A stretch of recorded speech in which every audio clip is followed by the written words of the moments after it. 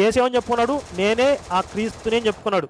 మరి నువ్వు క్రీస్తు అయితే నీకన్నా ముందు ఏలియా రావాలి కదా, మరి ఏలియా ఎక్కడా అని చెప్పి అడిగినప్పుడు తనకన్నా ముందు వచ్చినటువంటి యోహాన్ని చూపించి ఈ యోహానే ఏలియా అని చెప్పాడు.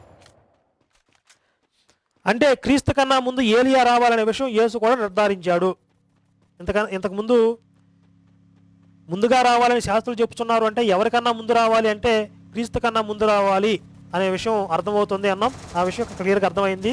తనకన్నా ముందు వచ్చినటువంటి యోహాను చూపించి ఈయనే ఏలియా అన్నాడంటే క్రీస్తు కన్నా ముందు ఏలియా రావాలనే విషయాన్ని యేసు కూడా నిర్ధారించాడు. కానీ ఇక్కడ యేసు చెప్పినట్లుగా యోహానే ఏలియా అనుకోవడానికి వీలు లేదు. ఎందుకంటే ఆ విషయాన్ని బైబిల్ ఖండిస్తుంది కనుక. అండర్లైన్ చేసుకోండి. ఇది యేసు చెప్పాడు కనుక, యేసు సర్టిఫికెట్ ఇచ్చాడు కనుక యోహానే ఏలియా అనుకుందామంటే కుదరదు. ఎందుకంటే